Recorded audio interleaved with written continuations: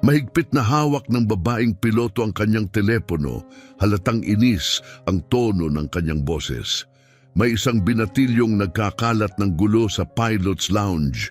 Kailangan ko ng tao rito, agad-agad. Pumihit siya at hinarap ito, malamig at matalim ang tinig. Lumabas ka, hindi ka nararapat sa kwartong ito. Tinitigan ni Kapitan Esmeralda Silanos si Santiago Romero, isang 16 na taong gulang na binatilyo na kinakabahang iniangat ang guest pass niya habang sinusubukang magpaliwanag. Naghihintay lang po ako sa gabay ko, mahina niyang sabi. Sinabi po niya na pwede akong maupo rito hanggang siya ay bumalik. Wala akong pakialam kung sino man ang nagsabi niyan. Matalim na tugon ni Kapitan Silanos habang nagsasalita na sa kanyang radyo. Security, pumunta kayo agad sa pilot's lounge. May isang hindi autorisadong individual sa loob. Nakatayo lang si Santiago, nanginginig sa takot. Umupo lang naman siya at nanood ng palabas habang naghihintay. Paano naging mali iyon? Ito si Santiago, isang matalinong binatilyo na may malalaking, mausisang mga mata at isang isipan na sabik matuto. Suot niya ang isang espesyal na badge na sumisimbolo ng malaking personal na tagumpay. Nakuha niya ang kanyang pwesto sa Solaris Airlines Career Exploration Program matapos talunin ang napakaraming aplikante sa pamamagitan ng isang sanaysay na puno ng kanyang habang buhay na pagmamahal sa abyasyon. Mula pagkabata, kayang-kaya na ni Santiago tukuyin ang mga eroplano batay sa tunog ng kanilang mga makina. Gumugugol siya ng maraming oras sa pagguhit ng mga detalyadong diagram ng mga kontrol ng eroplano at palaging nakadungaw sa bintana ng kanyang silid, manghang-mangha sa mga eroplanong dumaraan sa himpapawid. At ngayon, narito siya, nakatayo sa isang lounge na para lamang sa mga propesyonal na piloto. Puno ng kaba at pananabik ang kanyang dibdib. Naupo siya, sinusubukang mag-relax habang nakatutok ang mga mata sa isang dokumentaryo tungkol sa kasaysayan ng komersyal na paglipad. Ganoon siya ka-focus, kaya't hindi niya namalayang biglang bumukas ang pinto. Pumasok ang isang babaeng nakasuot ng malinis na uniforme ng piloto. Kumikislap ang gintong guhit sa kanyang balikat, mga simbolo ng katandaan at karanasan sa paglipad. Siya, si Kapitan Esmeralda Silanos, isang puting piloto na mahigit 20 taon nang lumilipad para sa Solaris Airlines. Nagbago ang kanyang ekspresyon nang makita si Santiago. Sandaling lumitaw ang pagkalito sa kanyang mukha, pero agad na napalitan ng paghihinala. Dumiretso siya kay Santiago, bawat hakbang ay mabigat sa paghuhusga, parang sampal ang kanyang mga salita. Ikaw, sino ang nagpahintulot na pumasok ka rito? Bakit ka nakaupo sa pilot's lounge? Nagulat si Santiago, agad tumayo, kumakabog ang dibdib, sinubukang maging kalmado at magalang. Kumusta po ma'am? Ako po si Santiago Romero. Kasama po ako sa Career Exploration Program ng Solaris.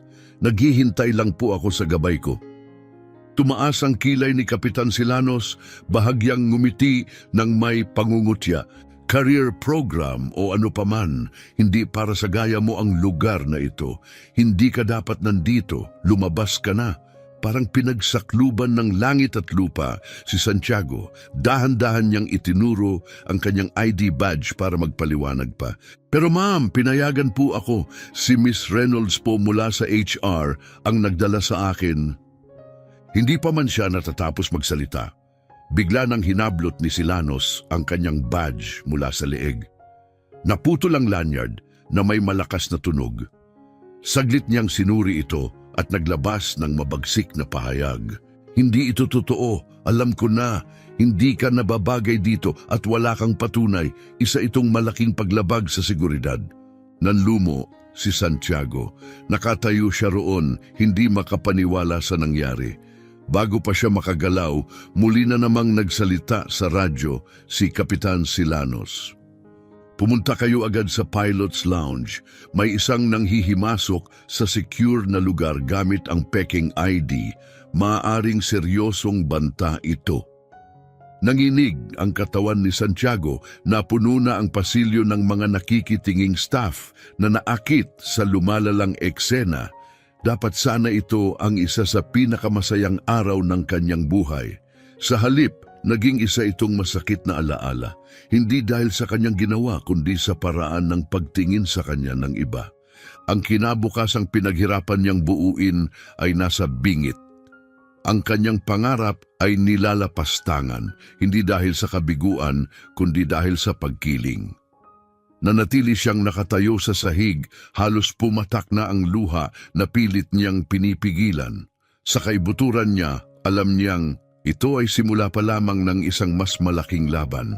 Sumingit ang static ng radyo, binasag ang katahimikan habang nananatiling matikas si Kapitan Silanos sa gitna ng lounge. Ang mga bulungan at tingin ng mga staff ay tila tahimik na paghuhusga na lalo lamang nagpabigat kay Santiago. Pinilit niyang buuin ang kanyang lakas ng loob, isang hakbang pasulong, nanginginig ang tinig. Ma'am, nagsasabi po ako ng totoo. Si Miss Reynolds po mula sa HR ang nagdala sa akin rito. Tahimik lang po akong nakaupo ng 20 minuto. Wala po akong ginawang masama. Ngunit bingi si Kapitan Silanos sa kanyang pakiusap. Wala siyang ipinakitang awa o pagkabahala. Itinaas niya ang ID ni Santiago na parang isang mapanganib na bagay at humarap sa mga piloto at crew na ngayon ay nakapaligid na. Pakiusap lahat ng naririto. Tandaan ninyo ito. Tayo ay sinanay upang matukoy at tugunan ang mga potensyal na banta. At ito ang ebidensya. Isang binatilyong sinusubukang pumasok sa isang restricted area gamit ang peking pagkakakilanlan. Maaaring ito'y paniniktik o pagtatangkang pakialaman ang mga sensitibong sistema. Kumalat ang mga bulong sa unti-unting dumadaming tao at dumarami rin ang mga matang nakatingin kay Santiago. Puno ng paghihinala, ilan ay may halong paghusga. Ramdam niya ang matinding pag-iisa. Tila lumiliit ang kanyang dibdib sa halo ng galit at kawalang magawa. Parang gumuho ang buong mundo sa kanya. Mabilis niyang iginala ang paningin sa paligid, desperado, hinahanap si Miss Reynolds o kahit sinong maaaring magsalita para sa kanya. Pero walang lumapit. Biglang tumambad ang tunog ng mabilis na yabag sa pasilyo. 2 gwardiya ang dumating, seryoso ang mga mukha habang pumasok sa lounge. Walang alinlangan silang lumapit kay Santiago. Itinuro siya ni Kapitan Silanos, matatag at punong-puno ng autoridad ang tinig. Ayan siya. Gusto ko siyang paalisin kaagad dito. Saliksikin ng mabuti. Hindi ito aksidente. Halatang sinusubukan niyang lampasan ang seguridad ng paliparan. Tiningnan si Santiago ng isa sa mga guwardiya, isang lalaking nasa gitnang edad, na may matalas na mga mata at mahigpit ang bibig. Maingat siyang nagsalita. Anak, kailangan mo kaming samahan.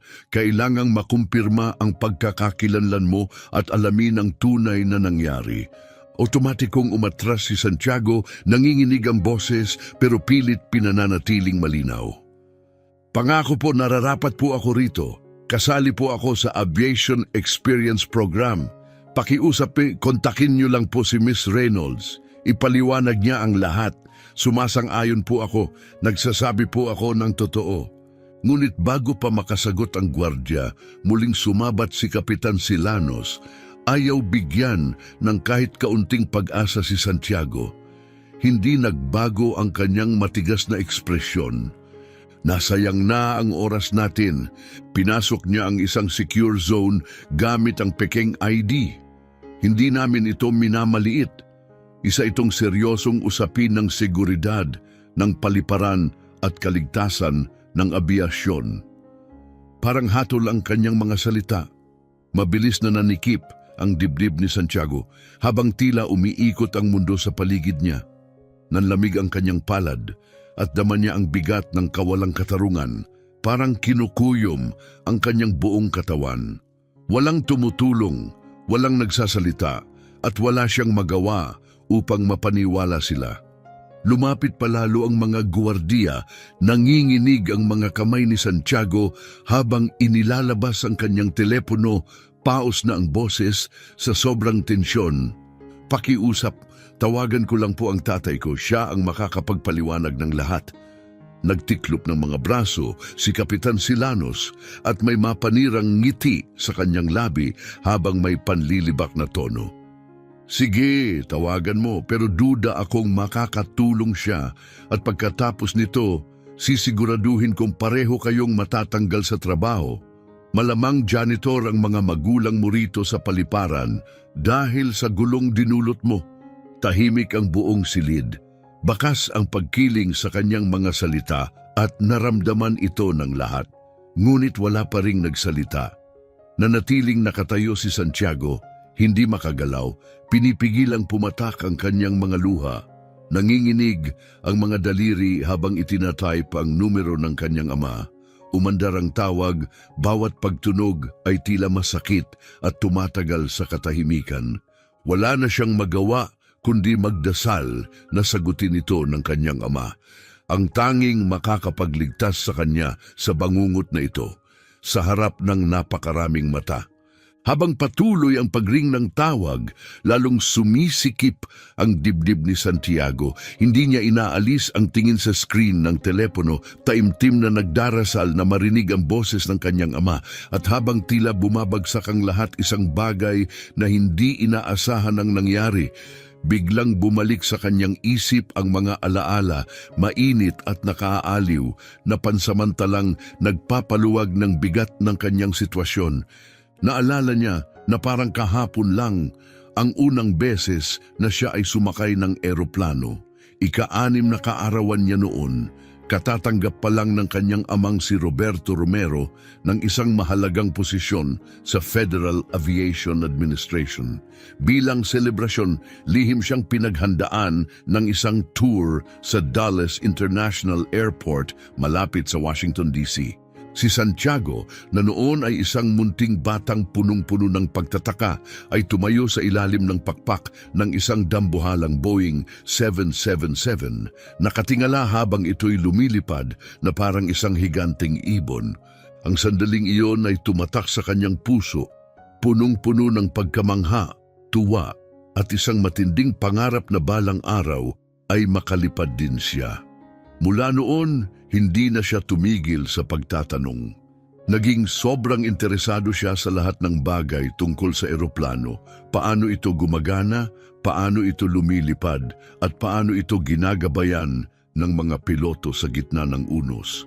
Ginugol niya ang maraming oras, kakakwento sa kanyang ama, na kahit gaano ka-busy ay laging may panahon upang ipaliwanag ang mga himalang nangyayari sa himpapawid. At laging tinatapos ng kanyang ama ang kanilang mga pag-uusap sa parehong linya. Kaya mong maging piloto, anak, basta manatili kang matapang at huwag na huwag kang susuko. Sa mga sumunod na taon, naging parabang isang maliit na mundo ng abiasyon ang kwarto ni Santiago. Puno ng modelong eroplano ang kanyang mga estante, mula sa mga unang imbensyon ng magkapatid na Wright hanggang sa makabagong mga jet tulad ng Boeing 787 at Airbus A350. Nakapaskil sa mga dingding ang mga diagram, posters at timeline ng kasaysayan ng paglipad. Madalas dumaan ng kanyang ama, ngingiti at magbibiro na mas mukha ng museo ang kwarto ni Santiago kaysa silid ng isang bata. Ngunit hindi lang ito basta libangan.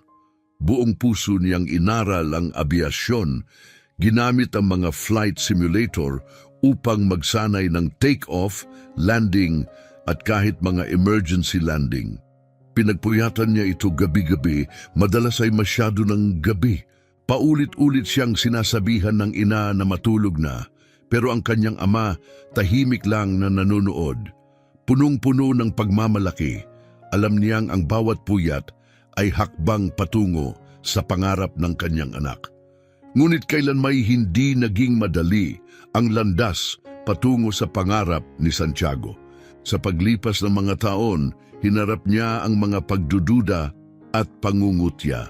Madalas siyang tingnan ng mga tao, isang maliit na batang lalaki na may malalaking pangarap, at questionin kung talagang posible bang makalipad siya ng eroplano balang araw.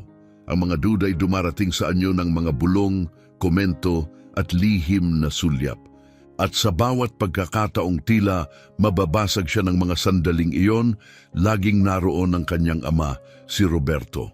Parang orasan, dumadating ito sa tamang oras, ilalagay ang matatag na kamay sa balikat ni Santiago at magsasalita ng may buong paniniwala. Santiago, sasabihin niya habang tinititigan ang anak sa mata, maaaring hindi maniwala sa iyo ang iba, pero kailanmay huwag mong kalimutang maniwala sa sarili mo. Nararapat kang lumipad at palaging bukas ang langit para sa iyo. Ang mga salitang iyon ang naging sandigan ni Santiago. Tinawid niya ang pinakamatitinding hamon sa buhay sa tulong ng mga ito, paalala na huwag sumuko.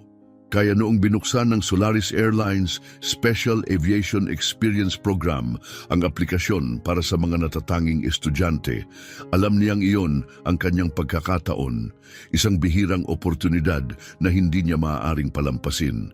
Ibinuhos niya ang kanyang buong puso sa sanaysay, isinulat niya ang tungkol sa kanyang pag-ibig sa paglipad, ang mga alaala nila ng kanyang ama, at ang pangarap niyang isang araw ay maupo sa loob ng cockpit, pinapanday ang daan sa ulap. Dumating ang araw ng resulta at labis ang kanyang kaba, kaya hindi niya kayang buksan ang liham. Nanginginig ang kanyang mga kamay.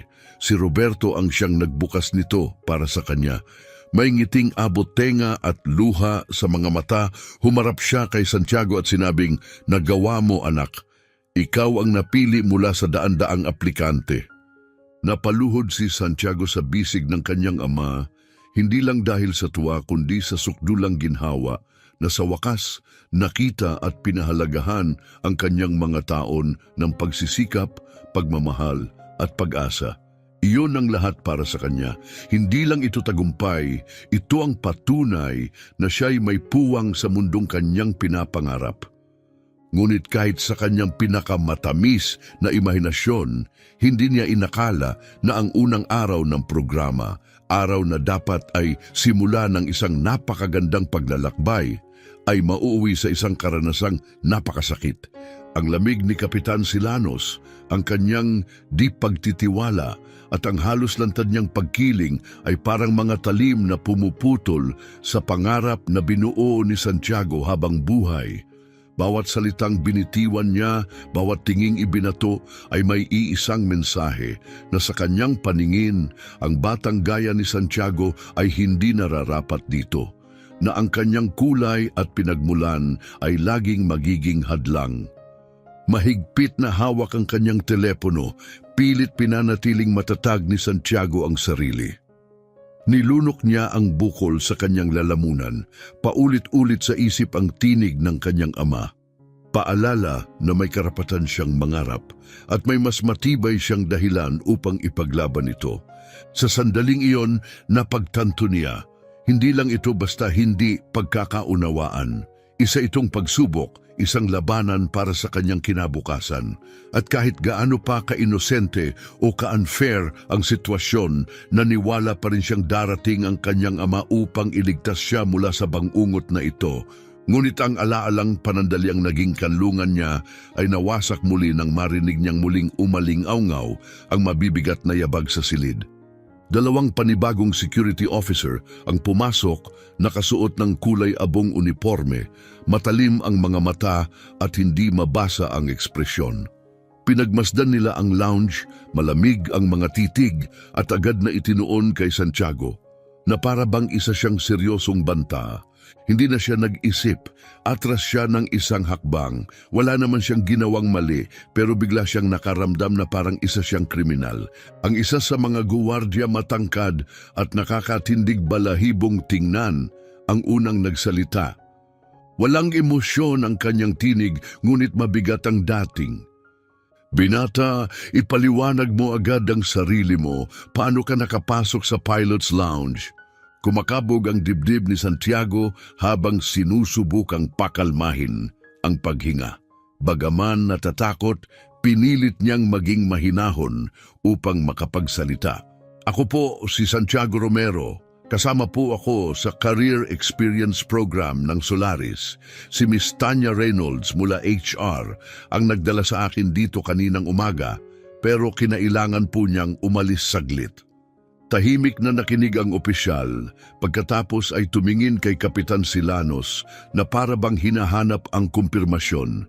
Ngunit sa halip na sabihin ang totoo o kahit man lang ipakita ang pag-aalinlangan, bahagya lang siyang ngumiti at nagkibit balikat. Sa loob ng 20 taon ko rito, malamig niyang sabi, hindi pa ako nakakakita ng estudyanteng pinapasok sa lounge na walang kasamang gabay. At yung badge na, yan, hindi tama. Ipacheck niyo ng mabuti. Makikita niyo. Ang kanyang pahayag, puno ng autoridad at pagdududa, ay biglang nagbago ng ihip ng hangin sa silid. Nag-iba ang tindig ng opisyal. Lumapit pa siya kay Santiago, kita na sa kilos ang paghihinala. Ibigay mo sa akin ang ID mo. Sabihin mo ng malinaw kung saan mo nakuha yan at sino ang nagbigay sa'yo. Nanginginig ang mga daliri ni Santiago habang inaabot mula sa bulsa ng kanyang jacket ang wallet. Maingat niyang inabot ang ID badge, pilit na pinanatiling malinaw ang tinig sa gitna ng tensyon. Pangako po, nagsasabi ako ng totoo, si Miss Reynolds po mismo ang nagbigay nito sa akin kaninang umaga. Nandyan po ang pangalan at litrato ko. Pakiusap lang, tawagan niyo po siya. Makukumpirma niya ang lahat, wala po akong nilalabag na patakaran. Ngunit ang tapat niyang mga salita ay nalunod sa lumalakas na bulungan sa paligid. Mas marami pang empleyado at piloto ang nagtipon sa may pintuan. Lalong lumakas ang mga sulyap at usapan. Tinitigan nila si Santiago na para bang sapat na ang itsura niya para husgahan. Walang nagsalita para sa kanya. Wala ni isang taong lumapit upang sabihing nagsasabi siya ng totoo. Damang-dama ni Santiago ang isang masakit na katotohanan. Mag-isa siyang nakatayo sa labanang ito laban sa pagkiling at diskriminasyon. Si Kapitan Silanos, batid ang kapangyarihang psikolohikal na hawak niya, ay sinamantala ito. Matatag ang kanyang tinig, bawat salita'y sinadya upang lumikha ng imaheng puno ng pangamba. Tingnan niyo ng mabuti, ganito eksakto ang paraan ng mga taong may masamang intensyon para makalusot sa mga high security na lugar gaya nito. Hindi tayo pwedeng magpabaya, lalo na pagdating sa kaligtasan ng abiasyon. May makakapagsabi bang sigurado tayong wala siyang mas mabisang balak? Kahit walang basehan, ang kanyang mga salita ay nagtanim ng pagdududa sa isipan ng lahat. Ilang piloto ang umiling na kita ang pagkainis sa kanilang mukha. Para bang si Santiago pa ang sinisisi nila sa kaguluhang nangyayari. Ang iba na may tahimik na kinuha ang kanilang mga telepono, nagsimulang kumuha ng litrato o mag-record ng video, halong pag-usisa at malamig na kalupitan. Parang unti-unting nadudurog ang puso ni Santiago, ang kawalang katarungan, ang walang rason na paghihinala at tahimik na puot ay dumadagundong sa kanyang dibdib. Isang bigat na halos hindi niya kayanin. Lumapit pa ang matangkad na guwardiya, pinipilit siyang isiksik sa pader. Malamig ang boses nito at nakakatakot ang presensya. Kailangan ka naming isama para sa isang masusing paghalughog. Kapag patuloy kang hindi nakikipagtulungan, ituturing naming panghaharang sa operasyon ng mga autoridad. Ramdam ni Santiago ang bumabagsak na bigat ng sandali, nakakatakot at nakakalula. Napagtanto niyang nahulog na siya sa bitag ng pagdududa at takot. Ni minsan sa kanyang buhay ay hindi niya inakala na ang pangarap na buong buhay niyang inalagaan ay maaaring mabasag ng ganito kabilis dahil lamang sa pagkiling ng isang taong hindi man lang siya kilala. Huminga siya ng malalim, pilit na kinokontrol ang nangingilid na luha. Sa gitna ng pagkalito at takot, tumingin siya sa kanyang telepono, nagbabakasakaling dumating ang kanyang ama sa tamang oras upang sagipin siya mula sa bangungot na ito. Ngunit nanatiling madilim ang screen, walang tugon, Tahimik at doon niya tuluyang naunawaan, mag-isa nga talaga siya, naipit sa unos ng paghihinala, walang kasangga, walang sasalo. Muling iginala ni Santiago ang tingin sa break room, hinahanap ang kahit isang taong makauunawa, makikiramay. Ngunit ang bumungad lamang sa kanya ay malamig na mga mata, mapanuring tingin o mas masahol pa, kawalang pakialam na parang punyal sa dibdib. Hindi pa siya kailanman nakaramdam ng ganitong pagkakahiwalay sa mundo. Parang sa isang iglap, binura ang lahat ng pag-asang itinayo niya sa loob ng maraming taon. Nakasandal sa malamig na pader, pinisil ni Santiago ang kanyang mga kamao, pilit na hinahanap ang huling hibla ng tapang sa kanyang puso. Hindi inaalis ng guwardya ang tingin sa kanya na natiling matigas at walang emosyon habang ang kasama nito ay nagsalita ng mahina sa kanyang radyo. Hindi kalayuan, si Kapitan Silanos ay nanonood lamang, nakaakma ang mga bisig at may bahagyang mapagmataas na ngiti sa gilid ng kanyang labi. Tiningnan niya si Santiago na para bang nag-e-enjoy sa takot na nakaukit sa mukha nito. Lumapit siya, tinaasan ang tinig upang marinig ng lahat sa silid. Kaya nga sinasabi ko palagi, huwag tayong magkakampante kahit saglit. Oo, mukha siyang walang masama, pero paano natin malalaman kung anong tunay niyang iniisip? Isang pagkakamali lang at maaring kapahamakan ang idulot.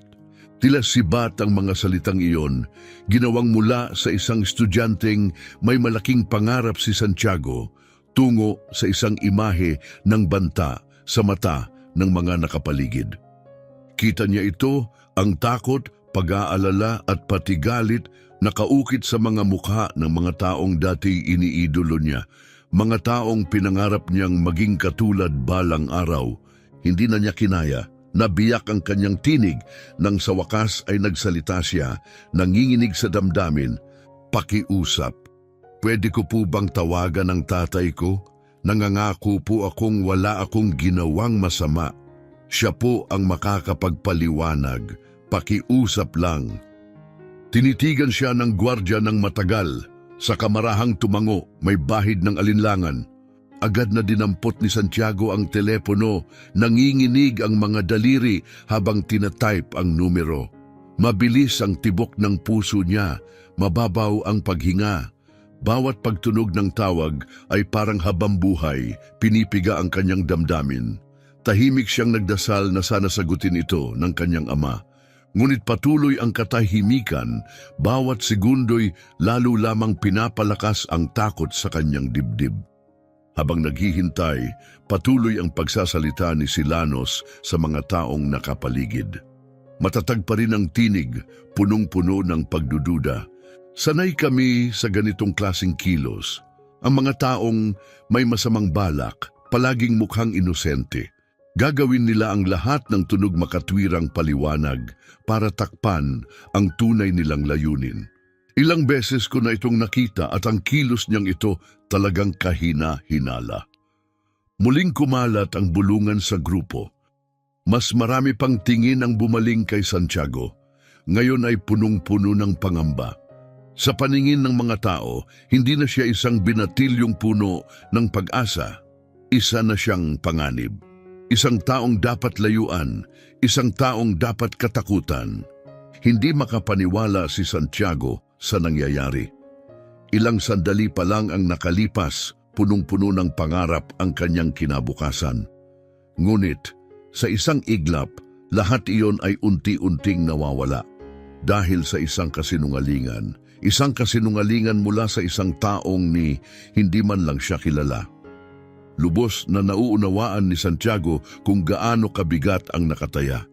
Isang maling sandali lang, isang taong titingin sa kanya bilang banta sa seguridad ng paliparan at maaari nang magunaw ang lahat ng kanyang pinaghirapan.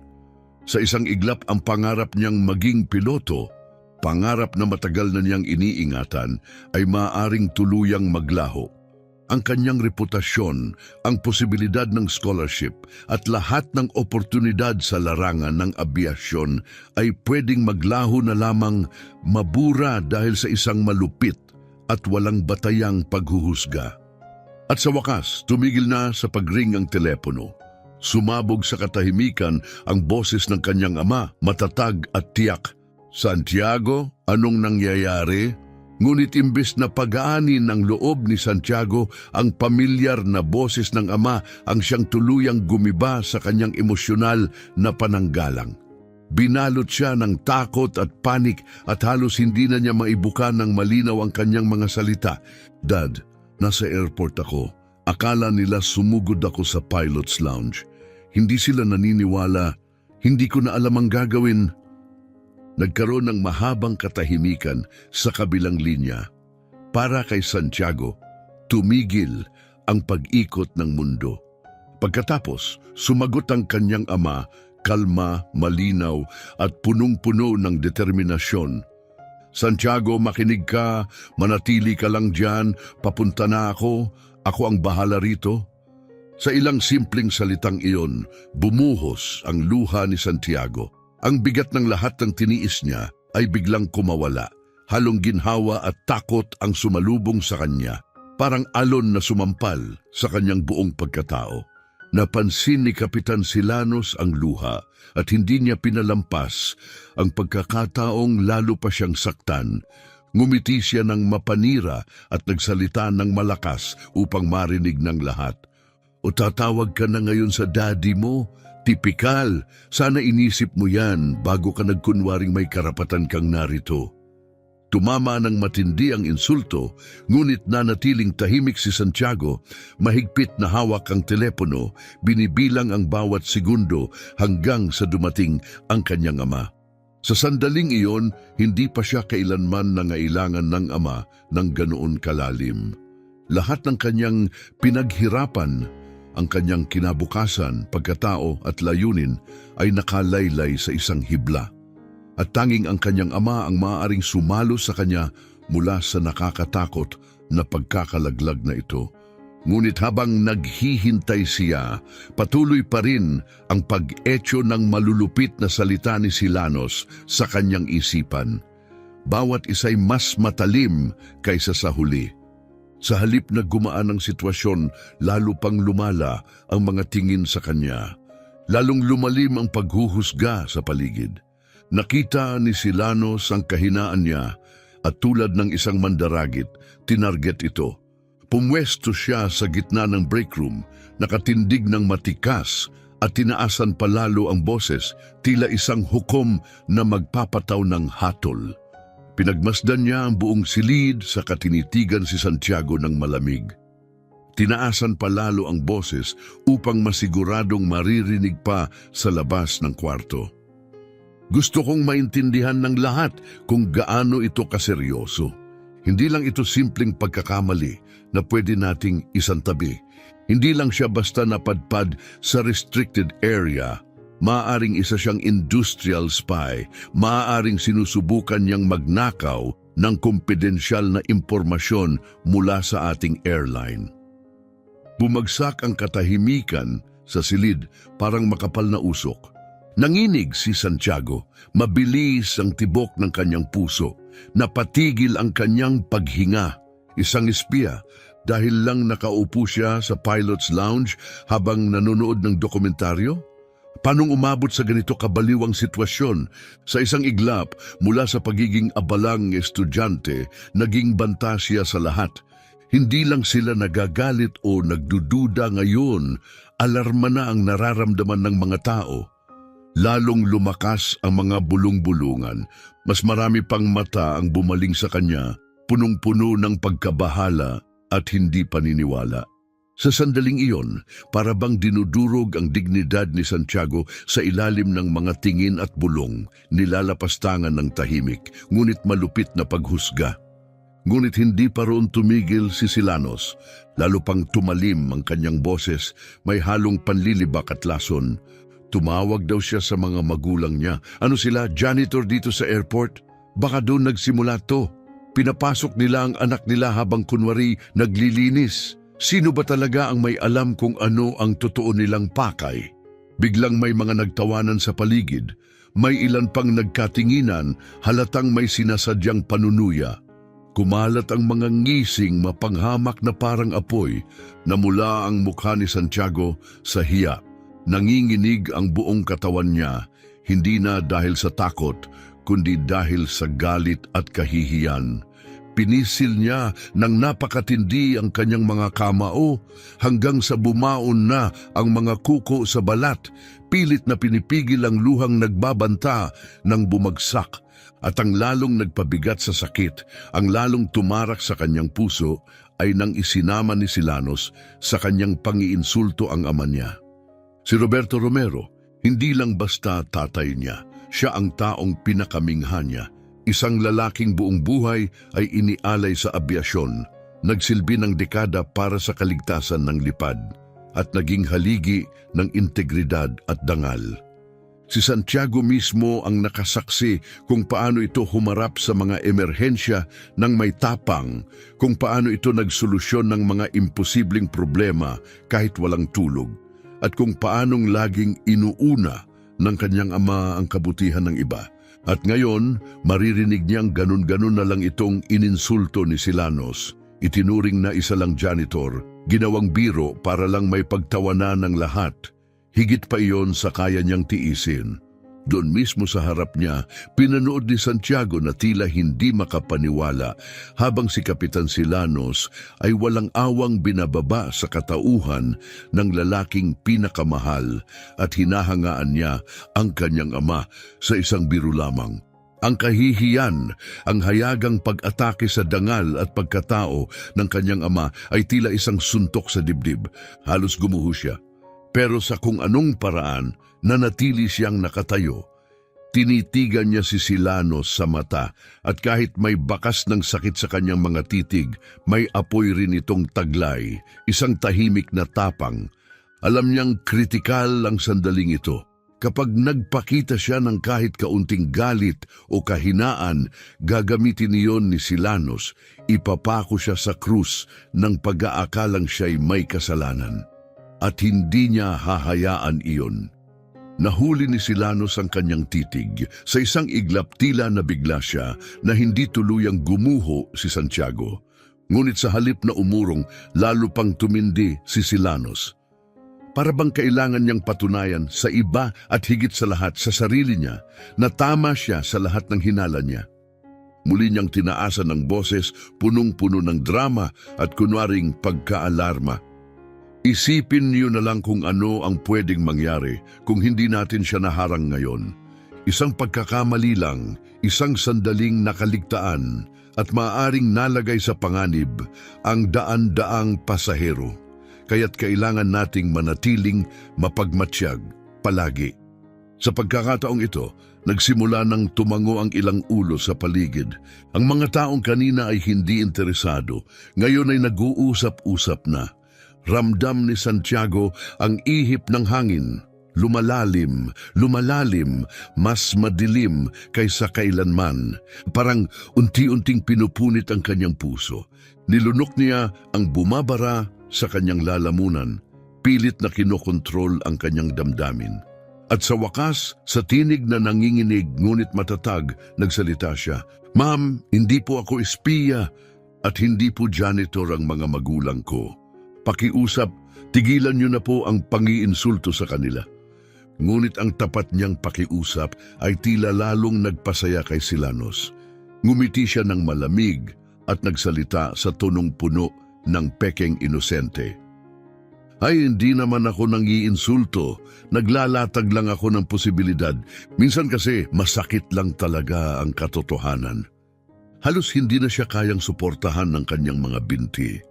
Nanginginig ang buong katawan niya, hindi na dahil sa takot, kundi dahil sa galit na hindi niya maibulalas.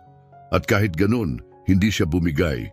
Pinilit niyang manatiling matatag, hindi lang para sa sarili niya, kundi para sa kanyang ama, na palaging nagturo sa kanya na ang tunay na lakas ay makikita sa kung paano ka manindigan sa gitna ng kawalan ng hustisya.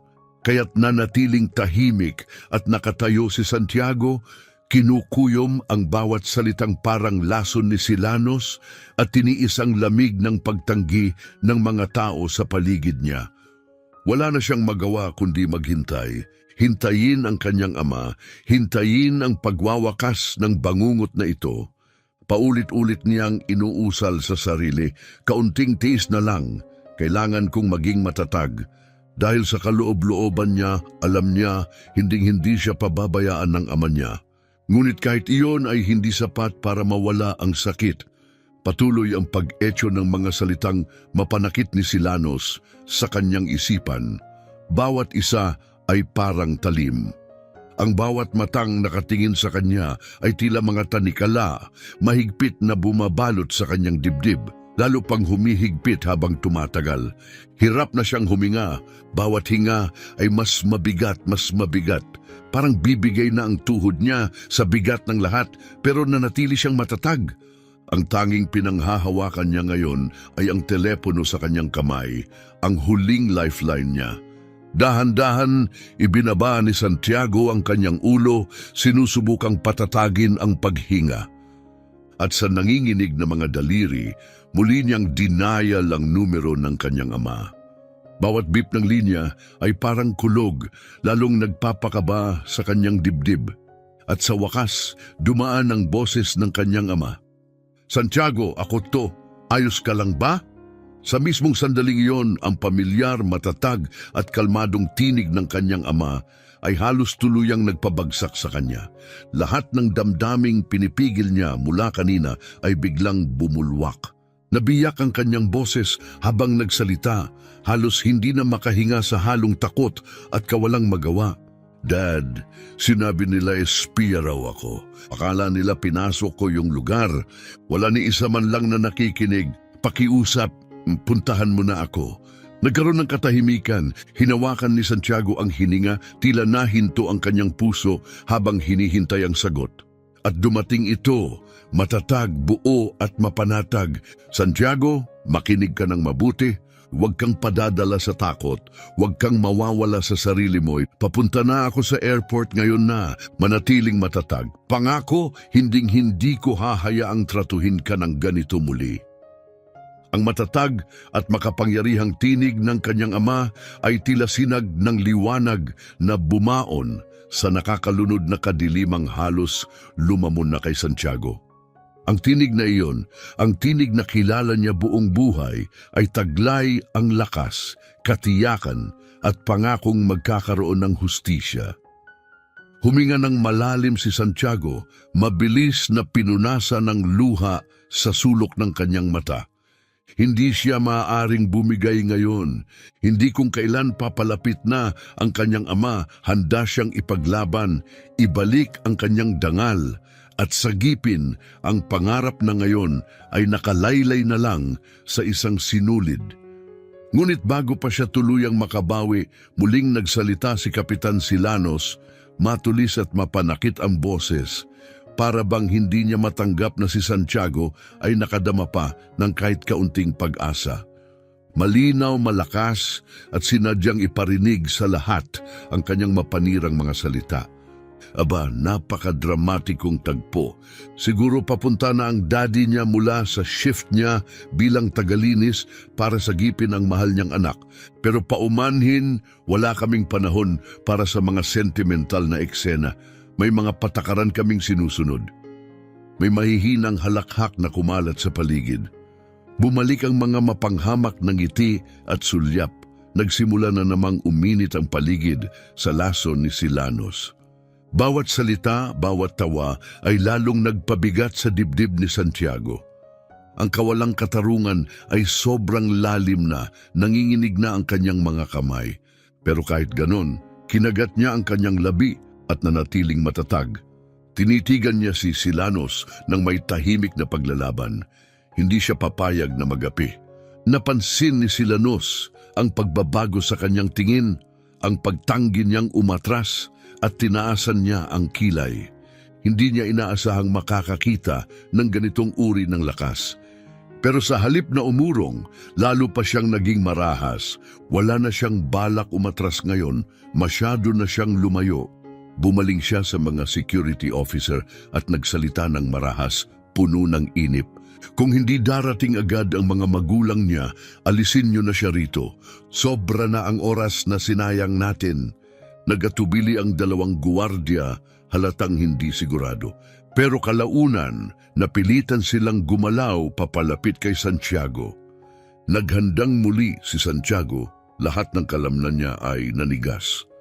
Ngunit bago pa sila tuluyang makalapit, tumunog ang isa sa mga telepono ng gwardiya. Agad niya itong sinagot at halos kaagad nagbago ang kanyang ekspresyon. Gulat, kalituhan, pag-aalinlangan, bumaling siya sa kanyang kasamahan at may ibinulong. Nagtinginan ng dalawa at biglang natigilan sa kanilang pagkilos. Napansin ni Silanos ang biglang pagbabago at napakunot ang noo, halatang naiinis. Sumigaw siya, "Ano na? Bakit kayo huminto?" Nag-alinlangan ang isang gwardiya, halatang inaarok ang tamang pananalita. Sa wakas, nagsalita siya, mababa ang boses, ngunit sapat para marinig ng buong silid.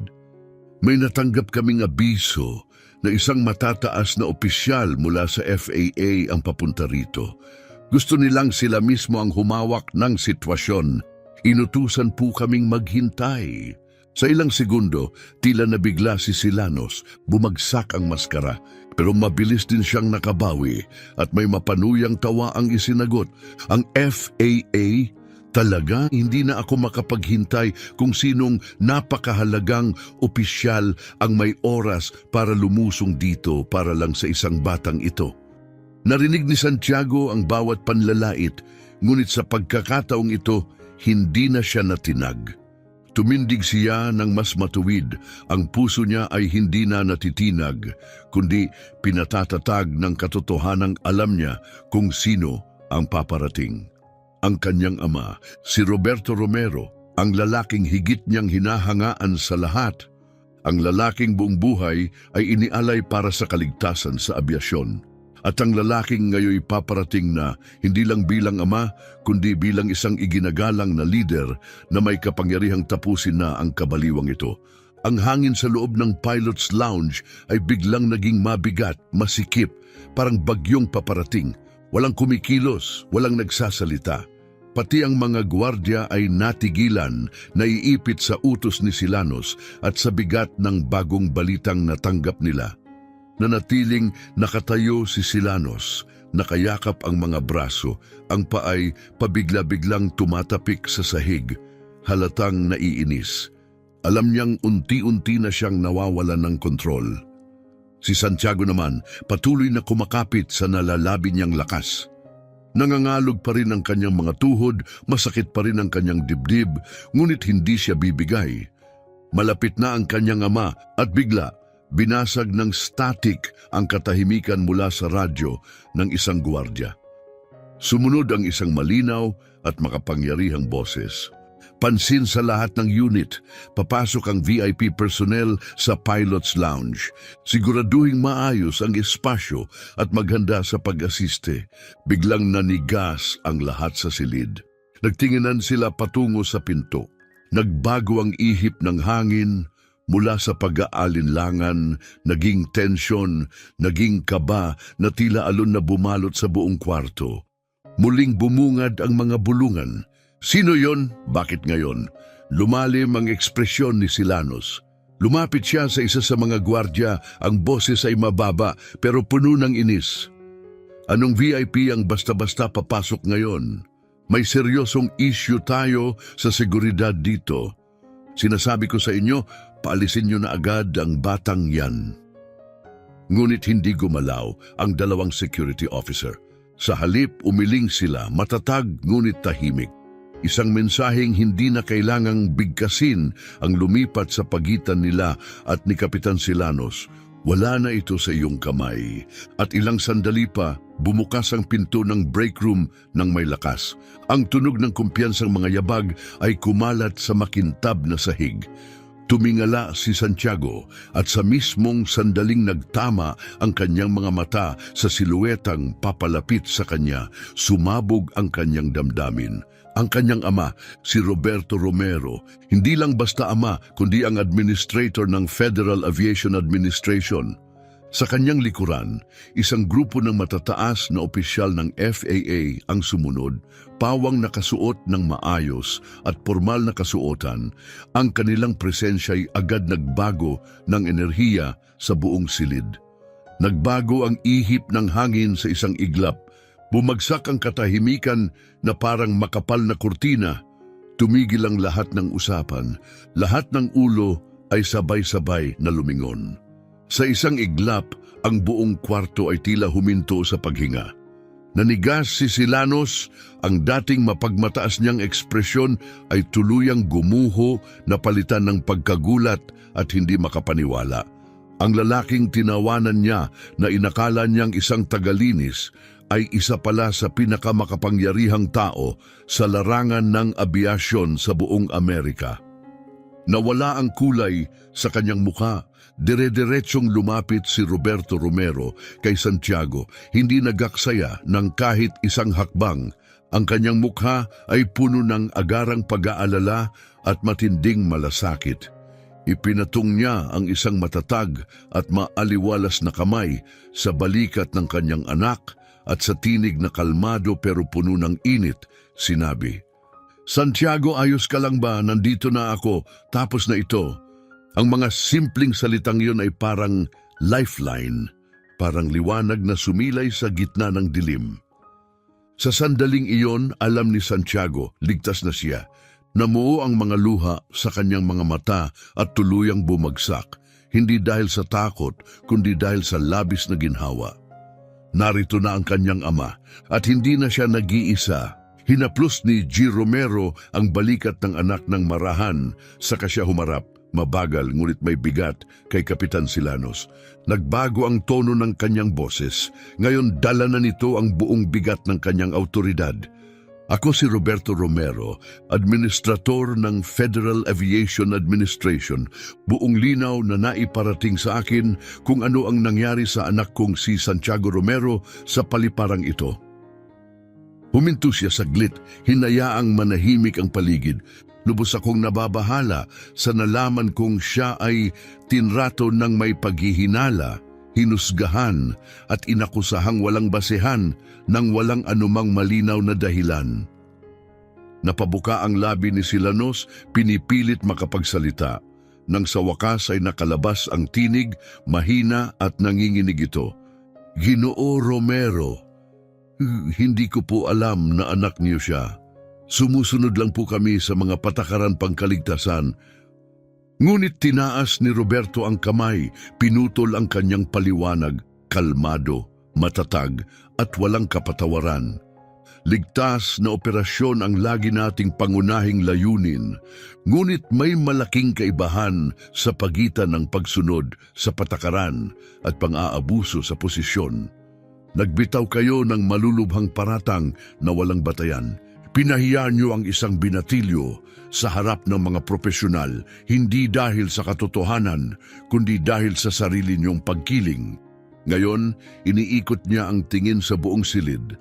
Bawat mukha ay tinatapunan ng malalim na sulyap. Ang nangyari ngayong araw ay hindi lang pagsira sa dangal ng anak ko. Ito ay pagsilip sa isang mas malalim na problema.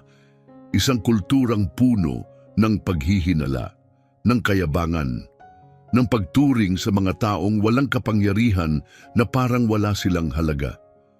Bawat salita ay parang martilyo, binabasag ang imaheng maingat na binuo ni Silanos. Nagiba ang tingin ng mga tao sa paligid.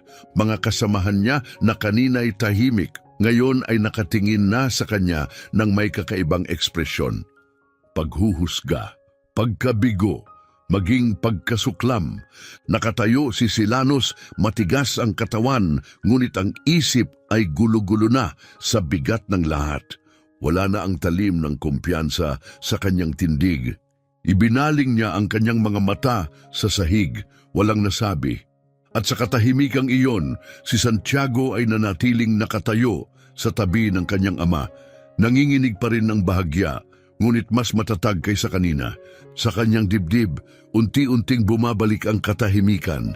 May naramdaman siyang umuusbong sa kanyang kalooban, pasasalamat, pagmamalaki at pagbabalik ng isang bagay na inakala niyang nawala, pag-asa.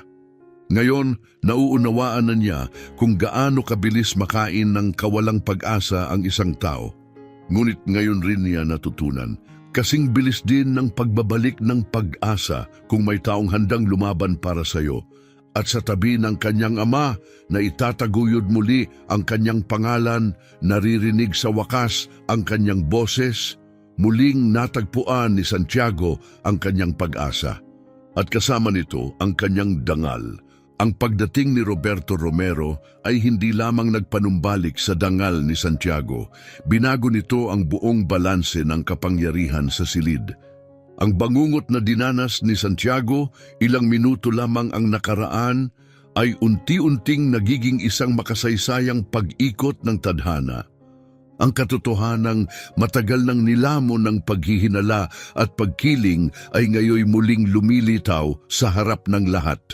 Lalong tumindi ang tensyon sa Pilot's Lounge sa presensya ni na Roberto Romero at ng kanyang mga kasamang opisyal ng FAA. Baliktad na ang sitwasyon. Ngunit si Kapitan Silanos, na ngayoy tila nawawala pa rin sa kanyang kayabangan, ay hindi pa rin nakakaagapay sa bagong realidad na nasa harap niya. Ayaw pang umurong, ipinagpatuloy pa niya ang kanyang mga akusasyon, patuloy na kumakapit sa natitirang autoridad. Tinatanggap ko ang buong responsibilidad sa aking mga ginawa. Hindi biro ang kaligtasan sa abyasyon, kailangang iulat ang kahina-hinalang kilos ang batang ito. Naputol ang kanyang mga salita nang magtagpo ang kanilang mga mata ni Roberto Romero. Ang kanyang tingin, matahimik ngunit matalim, ay tila tumagos sa kanya. Sa sandaling iyon may nabasag sa loob ni Silanos nang hina ang kanyang kumpiyansa. Nawala ang kulay sa kanyang mukha nang tuluyan niyang maunawaan kung sino talaga ang kaharap niya. Hindi ama ng janitor, hindi isang taong maaari niyang baliwalain, kundi ang mismong administrator ng FAA. Unti-unting nag-unravel ang lahat ng inaakala niyang kontrolado niya. Ang kapangyarihang hawak niya kanina ay natunaw, napalitan ng gulo at takot. Ang babaeng kaninang matikas ang tindig ay ngayoy tuluyan ng natahimik sa harap ng katotohanan. Namayani ang katahimikan sa silid. Mga piloto, seguridad, staff, lahat ay nakapirmi. Lahat ng paningin ay tumatalon sa pagitan ni Silanos at Gid Romero. Saksi sila sa isang bagay na hindi nila malilimutan, ang pagbagsak ng isang huwad na autoridad at ang pag-angat ng hustisya. Sa wakas, bumasag ng katahimikan si Roberto Romero. Ang kanyang tinig ay banayad, mahinahon, ngunit may taglay na bigat na hindi maikakaila. Kapitan Silanos, panimula niya, gusto kong marinig ang iyong paliwanag. Ano ang nagtulak sa iyo para paniwalaan mong banta sa seguridad si Santiago? At bakit mo inakalang peke ang kanyang suot na ID? Bumuka ang bibig ni Silanos, ngunit agad ding natigilan ang kanyang mga salita. Ginoong Romero, hindi ko po alam na anak niyo siya. Sinusunod ko lang po ang mga protocol para sa kaligtasan. Ngunit hindi nagbago ang ekspresyon ni Romero. Tumalim palalo ang kanyang tinig. Hindi yan ang tanong ko. Ang tanong ko, ano ang ebidensya mo? Sinasabi mo bang ang isang 16 na taong estudyante kasali sa isang opisyal na training program ay sapat ng banta para maakusahang espiya? Talaga bang naniniwala kang espiya siya? Hindi lang ito insulto kay Santiago, ito'y isang kahihiyan para sa mga programang abyasyon na ilang dekada na nating pinagtibay. Bawat salita ay parang hampas ng martilyo, ginuguho ang lahat ng dahilan at palusot na gustong itayo ni Silanos. Ibinaling niya ang kanyang tingin sa sahig, tila lumiliit sa bigat ng mga sinabi. Wala na siyang maisagot. Sa paligid, nagsimulang magpalit ng postura ang mga staff. Marami sa mga dating kakampi niya ay ngayon tahimik, gulat at kita ang pagkadismaya sa mukha. Bumaling si G. Romero sa mga security officer at sa tinig na matatag. Kayo higit sa lahat, dapat ay nauunawaan ang responsibilidad niyo. Hindi kayo narito para sundin ang personal na utos. Narito kayo upang ipagtanggol ang katotohanan at kaligtasan. Ang tratuhin ng isang inosenteng binatilyo na parang kriminal nang walang maayos na investigasyon ay hindi katanggap-tanggap. Inaasahan kong agad itong itatama and ang mga karapatan at dangal ni Santiago ay ibabalik. Napayuko ang dalawang gwardya, halatang nahihiya. Lumapit ang isa sa kanila, ibinaba ang ulo kay Santiago at mahina ang tinig. Patawad po sa nangyari. Isang malaking pagkakamali po ito. Hindi nagsalita si Santiago, ngunit tumango siya ng magalang. Ang kanyang katahimikan ay may taglay na biyaya at tapang, gaya ng itinuro sa kanya ng kanyang ama. Sa puntong iyon, si Silanos ay tuluyan ng gumuho. Ang kanyang katawan ay nanlambot, ang mga kamay ay bahagyang nanginginig. Ang paghanga at kapangyarihang inipon niya sa loob ng 2 dekada ay naglahong parang bula. Mabilis ang mga pangyayari, ngunit para kay Santiago, tila bumagal ang oras. Hindi lang ito tagumpay, ito'y pagbubunyag. Ngayon, buong-buo na niyang nauunawaan ang dating sinabi ng kanyang ama, walang sino man ang makakabawi ng dangal mo, maliban na lang kung papayagan mo sila. At mula sa sandaling yon, nangako si Santiago, hinding-hindi niya na muling pahihintulutang may gumawa niyon sa kanya. Ang katahimikang sumunod ay tila walang hanggan. Lahat ng mata ay nakatuon kay Roberto Romero na nakatindig ng matikas, tahimik, hindi matinag, parang haligi ng hustisya sa gitna ng bagyo. Muling ibinaling ni Romero ang tingin kay Silanos. Hindi na ito pag-uusap, ito'y pagsusuri ng kanyang etika, profesionalismo at pagkatao. At dumating ang kanyang tinig muli, mabagal, sukat at matalim. Kapitan Silanos, hinihintay ko pa rin ang malinaw na sagot. Ano mismo ang nagtulak sa iyo para paniwala ang banta si Santiago? Ano ang basehan mo sa pagtawag sa seguridad at sa hayagang pag-akusa sa kanya bilang isang industrial spy? Tila nawawala na si Silanos. Nanginginig ang kanyang mga mata habang paikot-ikot sa paligid, nagmamakaawa ng kahit kaunting suporta. Ngunit ang lahat ng tumambad sa kanya ay malamig na mga tingin at nakabibinging katahimikan. Ako, hindi ko po sinasadyang makasakit, pautal-utal niyang sambit. Ginagawa ko lang po ang tungkulin ko. Nakita ko siyang mag-isa sa lounge na may badge na hindi ko kilala. Akala ko peke. Sinubukan ko lang pong sundin ang prosedura. Tumaas ang kilay ni Romero, na natiling matatag ang ekspresyon niya at lumapit siya ng bahagya. Sundin ang procedure, mariin niyang ulit. In-verify mo ba ang badge bago kumilos? May tinanong ka ba para i-confirm ang pagkakakilanlan niya? O nag-assume ka lang base sa hitsura niya? Tumigil siya, hinayaang lumutang sa hangin ng tanong. Nirepaso ko na ang buong sitwasyon. Valid ang ID ni Santiago. May buong karapatan siyang naroroon. Ang mga akusasyon mo, walang batayan, ay ginawang kriminal ang isang inosenteng bata at pinahiya mo siya sa harap ng lahat ng narito. Sinubukan pang magsalita ni Silanos, desperadong kumakapit sa huling palusot. Kung alam ko lang po na anak niyo siya, iba sana ang naging approach ko. Ngunit sa mismong sandaling lumabas ang mga salitang iyon sa kanyang bibig, nagbago ang silid. Subtle pero halata. Lahat ay nakaramdam ng bigat ng kanyang inamin. Hindi ito tungkol sa protokol. Hindi ito tungkol sa kaligtasan. Ito ay tungkol sa status. Kung anak siya ng kahit sino nang hindi kilala, tiyak, pareho pa rin ang trato sa kanya. At doon naging mas masakit ang lahat. Nanigas si Silanos. Naunawaan niya ang sariling pagkakamali at labis ang kanyang pagsisisi. Ngunit huli na ang lahat. Matagal na tiningnan siya ni Romero bago muling nagsalita. Bumaba ang kanyang boses, ngunit lalong naging mabigat. Kung hindi anak ko si Santiago, itutuloy mo pa rin sana ang akusasyon, ang kahihiyan, ang parusa. Hindi ka kumilos dahil sa pag-iingat, kundi dahil sa pagkiling. Bilang senior pilot, tungkulin mong isabuhay ang responsibilidad, katarungan at etika. Ngunit ang ipinakita mo ngayon ay puro pagkiling. At hindi iyon katanggap-tanggap. Tuluyan nang ibinaba ni Silanos ang kanyang ulo, lulugo-lugo ang kanyang mga balikat, wasak na ang kanyang pride. Sa paligid niya, nakatayo ang mga dating kasamahan, hindi na may paghanga, kundi may malalim na pagkadismaya. Lahat ng respeto na binuo niya sa loob ng maraming taon, naglaho sa isang sandaling hindi malilimutan. Nagpatuloy si Roberto Romero. Ang kanyang tinig ay matatag ngunit maingat at bawat salita ay may bigat ng isang tunay na pinuno. Gusto kong malinaw ito sa lahat ng naririto. Ang FAA ay may zero tolerance sa anumang uri ng diskriminasyon.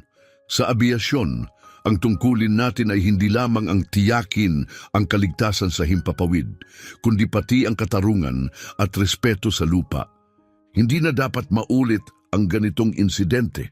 Pagkatapos, bumaling siya sa mga opisyal ng FAA sa kanyang tabi at nagbigay ng utos, kalmado ngunit may paninindigan. Hinihiling ko ang isang komprehensibong at agarang investigasyon sa naging kilos ni Kapitan Silanos, lalo na kaugnay ng insidente ngayong araw tungkol sa airport security at kung paano niya tinrato ang aking anak. Ang isyong ito ay kailangang masolusyonan agad. Tumango ang pinuno ng mga opisyal ng FAA ng walang pag-aalinlangan. Samantala nananatiling nakapirmi si Kapitan Silanos, nakayuko, wasak ang dating kumpiyansa. Alam na niya ngayon na ang kanyang posisyon, ang kanyang karera ay nakabitin na lamang sa isang hibla. Nakatayo sa tabi ng kanyang ama, unti-unti nang humuhupa ang bagyong namumuo sa dibdib ni Santiago. Sa pamamagitan ng lakas at makatarungang pamumuno ng kanyang ama, may natutunan siyang mas malalim pa kaysa sa inaakala niya. Ang tunay na tapang ay hindi palaging maingay. Ito ay ang pananatiling matatag at marangal, kahit pakiramdam mong wala ka ng maaasahan. Ang sandaling iyon ay naging isang makapangyarihang aral, hindi lamang kay Santiago, kundi sa bawat isang naroroon. Ipinakita nito ang isang katotohanang dapat nating tandaan. Ang tunay na kapangyarihan ay hindi galing sa titulo o uniforme, kundi sa integridad, respeto at tapang na gawin ang tama. Tumingala si Santiago sa kanyang ama, puno ng paghanga. At sa kanyang puso, tahimik siyang nangako, kahit saan siya dalhin ng buhay, isasama niya ang parehong lakas at prinsipyo na ipinaglaban ng kanyang ama sa araw na ito. Sa sandaling iyon, lumapit ang isang senior FAA official. May hawak siyang tablet at maingat na bumulong kay G. Romero. Tahimik na nakinig si Roberto, marahang tumango, ngunit hindi kailanman inalis ang tingin kay Kapitan Silanos, na ngayoy mukhang halos hindi na makapagsalita sa bigat ng paparating. Muling bumasag ng katahimikan ang opisyal, Ginoo Romero, sa lahat ng narito, natapos na po namin ang pagsusuri sa security footage ng pilot lounge. May malinaw na tayong ebidensya kung ano talaga ang nangyari. Ikonekta niya ang tablet sa screen ng silid. Nagsimulang tumakbo ang video. Ipinakita nito si Santiago na pumapasok sa break room kasama si Tanya Reynolds mula HR. Ibinigay ni Tanya sa kanya ang isang valid access badge, malinaw na itinuro kung saan siya uupo at saka siya iniwan. Lahat ay ayon sa protokol, walang anuman na kahina-hinala. Sunod, ipinakita ang tahimik na panonood ni Santiago ng dokumentaryo, hindi man lang umaalis sa kanyang kinauupuan. Ang tanging kaguluhan ay nagsimula nang dumating si Kapitan Silanos. Nagsimula siyang magtanong ng marahas nang hindi man lang tiniyak ang badge o pagkakakilanlan ni Santiago. Tumayo ang binatilyo at sinubukang magpaliwanag, ngunit agad siyang sinalubong ng pagdududa at galit. Pagkatapos ng video, napuno ng bulungan ng pagkabigla ang silid. Lahat ng paningin ay muling bumaling kay Silanos. Ngayoy may halong galit at pagkakadismaya. Nanatili siyang hindi gumagalaw, namumula ang mukha sa hiya at naubos ng katotohanan ang lahat ng kanyang palusot. Ngunit hindi pa tapos ang opisyal. Sinuri rin po namin ang record ni Kapitan Silanos sa FAA at sa Solaris Airlines at ang mga natuklasan ay lubhang nakababahala. Hindi po ito unang insidente. Bumagsak ang mga hininga ng mga tao, may mga halatang napasinghap, nanginginig na ang katawan ni Silanos. Sa nakalipas na 3 taon, pagpapatuloy ng opisyal, may 3 formal na reklamo laban kay Kapitan Silanos.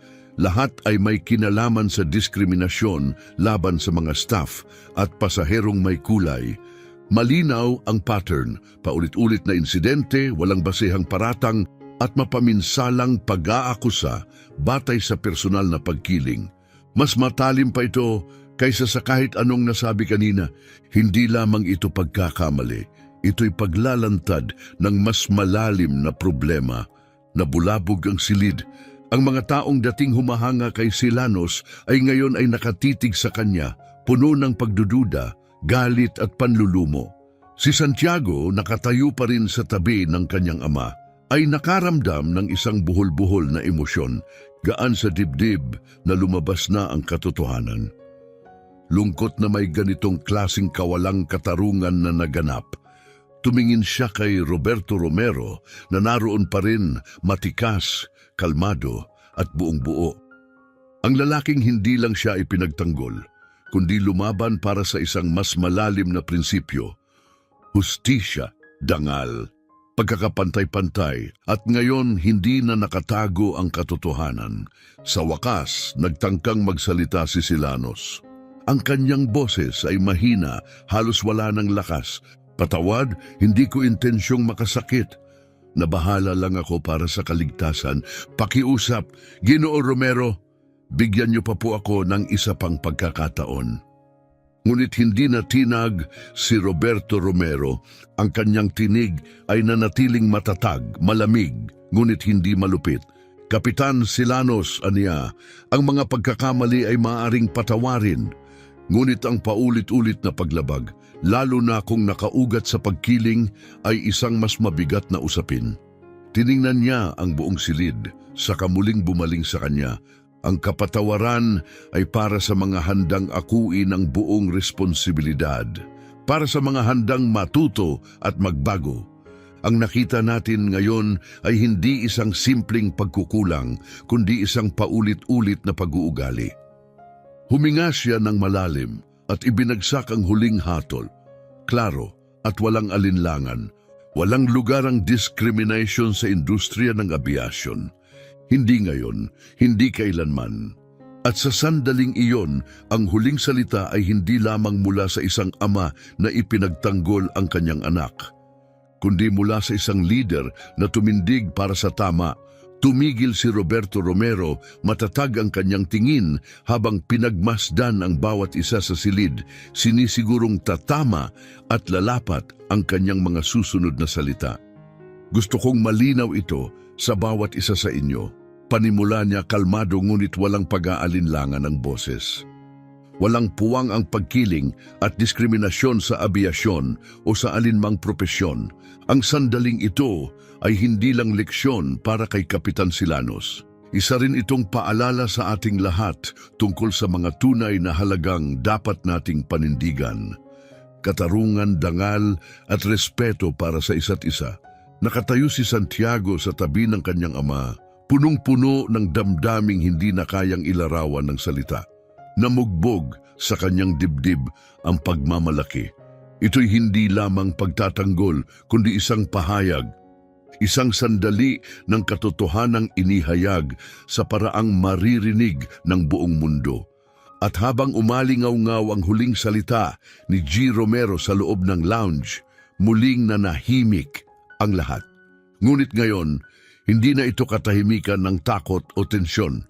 Ito na ang katahimikan ng hustisya, isang katahimikan ng pagninilay, ng pananagutan. Muling iginala ni Romero ang kanyang tingin. Tumama ito kay Silanos na nananatiling maputla at nanginginig. At sa tinig na kalmado ngunit mabigat, binitiwan niya ang mga salitang magiging tuluyang pag-ikot ng tadhana.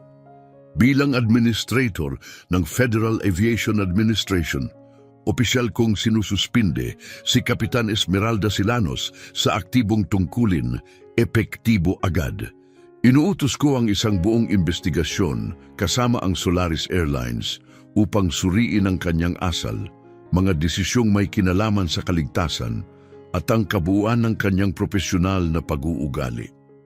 Hanggang makumpleto ang investigasyon, siya'y aalisin sa lahat ng tungkulin at hindi papayagang gumanap ng anumang flight-related responsibilities.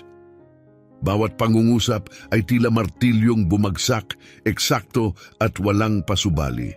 Napatigil si Silanos, tila binagsakan ng buong bigat ng kanyang sariling kilos. Namula ang kanyang mukha sa kahihiyan. Bahagyang bumuka ang kanyang bibig, tila gustong magsalita, humingi ng tawad o ipagtanggol ang sarili, ngunit walang lumabas ni isang salita. Bago pa siya makabawi, 2 airport security officers ang lumapit. Seryoso ang ekspresyon, eksakto ang kilos. Isa sa kanila ang kalmadong nagsalita, "Kapitan Silanos, kailangan niyo po kaming samahan." Tumitig si Silanos sa paligid, ang mga matay naghahanap ng simpatya, ng karamay, ngunit wala siyang nakita. Ang mga dati niyang kasamahan na minsang humahanga sa kanya ay ngayoy tumatalikod o tahimik na tumitingin, punong-puno ng pagkadismaya. Walang tumindig upang ipagtanggol siya. Tahimik na pinanood ni Santiago, ang kanyang damdamin ay halo ng gaan at lungkot. Naipaglaban ng hustisya, ngunit masakit pa ring masaksihan ng ganitong pagbagsak. Ngayon lubos niyang naunawaan kung gaano kapinsala ang hindi naitama o pinabayaang pagkiling, hindi lang sa biktima nito, kundi pati na rin sa may dala. Mabagal na lumakad si Silanos sa gitna ng 2 guwardiya. Bawat hakbang ay mabigat, tila hinihila pababa ng bigat ng kanyang mga kasalanan. Walang salita ang narinig sa buong silid habang siya'y lumalakad palayo. Tanging ang tunog ng kanyang unti-unting lumalabong mga yabag, isang paalalang kahit gaano ka makapangyarihan, kung inaabuso, mabilis itong maglalaho. Pagkasara ng pinto sa kanyang likuran, muling bumaling si Roberto Romero sa mga opisyal ng FAA at mga ehekutibo ng airline. Nagbago ang kanyang tinig mula sa hatol patungo sa profesional na pagkilos. Kailangan na nating umusad. Inaasahan ko ang isang transparent at makatarungang investigasyon, isinagawa ng may bilis at malasakit. Suriin ang bawat pulisiya, bawat training protocol. Siguraduhin natin na walang sinuman, kailanman ang kailangang dumaan sa ganitong karanasan muli. Tumango ang mga ulo sa paligid. Mabilis na kumilos ang team ng FAA. Ang atmosfera ay biglang nagbago mula tensyon tungo sa responsibilidad. Tumitig si Santiago sa kanyang ama, pusong punong-puno. Hindi lang sa kapangyarihan o lakas ng loob ng ama siya humanga, kundi sa habag, karunungan at paninindigang tumayo para sa tama. Napansin ni Roberto ang bahagyang pag-aalala sa mga mata ng kanyang anak. Maingat niyang hinawakan ang kamay nito, pinapawi ang takot, hindi sa pamamagitan ng salita, kundi sa pamamagitan ng tahimik na lakas. "Santiago," wika niya pagkatapos ng ilang saglit, "huwag mong kakalimutan ito. Ang halaga mo ay hindi batay sa paningin ng iba. Ito'y nasusukat sa kung paano ka manindigan sa mga ganitong sandali. At ngayong araw, higit pa sa sapat ang napatunayan mo." Tumingala si Santiago at nagtama ang kanilang mga mata. Nakita niya roon ang pagmamahal, tiwala at walang sawang paniniwala. At dahan-dahan tulad ng araw matapos ang mahabang bagyo, muling bumalik ang tiwala niya sa sarili. Sa mga tao sa paligid, isang figura ang lumapit. Bit-bit niya ang awtoridad ng respeto at ang init ng malasakit. Isang babaeng kilala sa buong industriya, si Kapitan Amara Johnson, isang piloto na may higit 20 taong karanasan, hindi lamang kilala sa galing sa paglipad, kundi pati na rin sa tapang sa pagharap sa di pagkakapantay-pantay saan man ito lumitaw. Ngumiti siya kay Santiago at sa tinig na puno ng kabaitan, "Santiago," wika niya, "ikinalulungkot kong kinailangan mong danasin yon, pero gusto kong malaman mo, may puwang ka sa abyasyon. Kailangan ka namin dito, kabataan na may passion, may paninindigan. Kung gusto mo, iniimbitahan kitang sumama sa akin sa cockpit. Ipakita ko sa iyo kung saan ka talaga nararapat." Nagliwanag ang mga mata ni Santiago. Halong pagkamangha at tuwa ang bumalot sa kanya. Lumingon siya sa kanyang ama na tahimik na tumango, may pagmamalaking nakapinta sa mukha. At yun lang ang kailangan niyang pahintulot. Habang lumalabas siya ng lounge kasama si Kapitan Johnson, may nabago sa loob niya. Ang mga matang minsang tumingin sa kanya ng may pagdududa, ngayoy punong-puno ng paggalang at pagkilala. Ilang piloto at staff ang ngumiti. May ilan na tahimik na nagsabing, "Patawad." Ang iba na may tumangulang, may respeto sa mata. Hindi lang dahil na ipaglaban ang hustisya, kundi dahil ang dangal niya ay naibalik at doon niya naunawaan iyan ang tunay na hustisya. Hindi lang ito ang pagpaparusa sa mali. Ito ang pagbubuo muli ng tama. Sa dulo ng isang mahabang pasilyo na may mga bintana at kumikislap na palatandaan, naglakad si Santiago sa tabi ni Kapitan Amara Johnson. Habang papalapit sila sa kanyang eroplano, ibinahagi nito ang ilang bahagi ng kanyang paglalakbay. Mga kwento mula sa mga unang taon ng kanyang karera sa abyasyon. Ikinuwento niya ang mga laban na hinarap niya, hindi laban sa makina o masamang panahon, kundi laban sa mga pagkiling na minsang nagtangkang itikom ang kanyang mga pakpak. "Santiago," mahinahong wika niya, "naranasan ko rin yung pinagdaanan mo.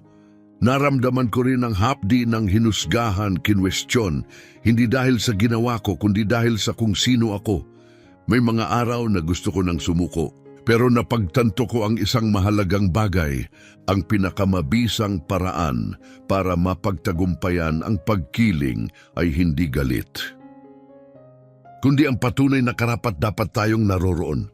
Hindi lang basta karapat-dapat, kundi kayang lumipad, mas mataas pa sa inaakala nila." Bumaon sa puso ni Santiago ang kanyang mga salita. Naramdaman niyang naiintindihan siya, na nakita siya, na pinatatag siya. Sa katauhan ni Kapitan Johnson, hindi lamang siya nakakita ng huwaran, nakita niya ang sarili niya sa hinaharap. Huminto sila sa harap ng isang kumikislap na Boeing 787. Bumukas ang pintuan ng cockpit, ipinakita ang isang mundong puno ng kumikislap na ilaw, mga kontrol at mga pangarap. Isang universo ng disiplina at posibilidad, naghihintay lamang na liparin. Ngumiti si Kapitan Johnson at marahang ipinatong ang kamay sa balikat ni Santiago. "Dito, Anya, dito ko nakikitang tatayo ka balang araw. Huwag mong hayaan na may magsabing hindi ka para dito. Malawak ang langit at naghihintay ito sa mga may tapang na lumipad." Tinitigan ni Santiago ang loob ng cockpit, ang puso'y bumibilis ang tibok. Hindi dahil sa takot kundi sa pag-asa. Ito ang sandaling nagdugtong sa nakaraan at sa kinabukasan. Muling nanumbalik ang paniniwala niya sa sarili, mas matibay pa kaysa dati. Pumasok siya. At sa hakbang na iyon, nagsimula ang bagong kabanata. Mula sa araw na iyon, si Santiago Romero ay hindi na lamang binatilyong biktima ng kawalang katarungan. Siya ay naging simbolo ng katatagan, katarungan at pag-asa. Para kay Roberto Romero, ang araw ding iyon ay nag-iwan ng panghabambuhay na marka, na ipakita na kahit sa isang industriyang nakabatay sa presisyon at profesionalismo, maari pa ring sumingit ang pagkiling. Ngunit hindi niya hinayaang manatili ito. Bilang administrator ng FAA, inilunsad niya ang isang malawak at matapang na kampanya, layuning gawing mas inklusibo ang aviation workforce at puksain ang diskriminasyon sa lahat ng anyo. Mga bagong programa ang ipinakilala sa buong bansa. Nagbukas ng mga pintuan para sa mga estudyanteng mula sa iba't ibang pinagmulan.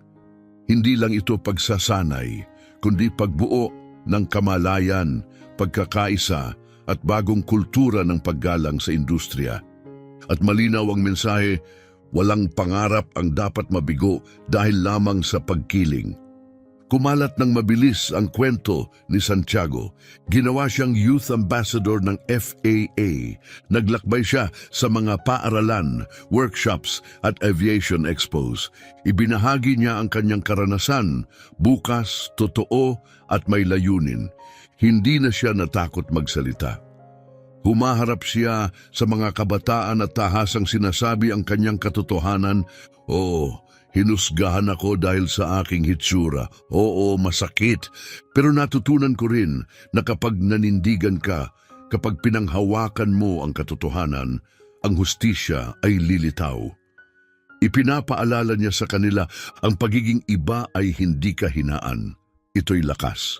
At ang inyong mga pangarap ay karapat-dapat ipaglaban. Lagi niyang tinatapos ang kanyang talumpati sa isang mensaheng tumatago sa puso. Ang abyasyon at lahat ng larangan ay nangangailangan ng mga katulad ninyo. Ang pagkakaiba-iba ay kapangyarihan at ang bawat pangarap ay dapat ingatan. Ang kinabukasan ay para sa mga may tapang na lumakad patungo rito.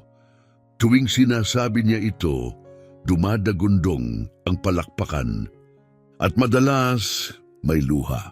Tungkol naman kay Kapitan Silanos, ang investigasyon ng FAA ay naging mabilis, bukas at masinsinan. Malinaw ang ebidensya ng paulit-ulit na paglabag. Tinanggal siya sa kanyang posisyon. Masakit na wakas, ngunit kinakailangan. Isang pahayag. Walang sino man ang higit sa etikal na pananagutan at ang kapangyarihan na walang katarungan ay hindi dapat manatili. Ang pagbagsak ni Silanos ay hindi lamang parusa. Ito'y pagmulat na umalingaw-ngaw sa buong industriya ng abyasyon. Mga pulisiya ay nirepaso, mga pagsasanay ay nirebisa. Ang kamalayan sa kultura at etika ay naging pangunahing prioridad. Dahil sa matatag na pamumuno ni Roberto Romero, naging mitsa ang kwento ni Santiago sa isang kilusang tunay na makabuluhan. Ang isang insidente ng kawalang katarungan ay naging pagkilos para sa katarungan. Sa lahat ng ito, nagpatuloy si Santiago hindi na lamang para sa sarili, kundi para sa libu-libong iba pa na tulad niya. Ang kanyang kwento, puno ng sakit, tapang at pagtubos, ay naging kwento nating lahat. Isang paalala kung ano ang kaya nating gawin kapag pinili nating tumindig sa halip na manahimik. Sapagkat maaaring makapangyarihan ang pagkiling, ngunit ang hustisya kapag pinangungunahan ng katotohanan at tapang ay lagit-laging mas makapangyarihan. At ngayon kami bumabaling sa iyo. Naranasan mo na bang masaktan o makakita ng diskriminasyon na usig dahil sa kung sino ka? Kung oo, iniimbitahan ka naming ibahagi ang iyong kwento sa mga komento sa ibaba. Iparinig mo ang iyong tinig, sapagkat sa bawat pagsasalita natin, mas lalo tayong lumalakas kasama. Kung tumimo sa puso mo ang kwentong ito, paki-like, i-share sa taong nangangailangan ng inspirasyon at mag-subscribe para sa higit pang kwentong may saysay at tapang. Maraming salamat sa panunood at tandaan, walang pangarap na masyadong maliit, walang tinig na masyadong mahina kapag pinanghahawakan ng katotohanan. Hanggang sa muli.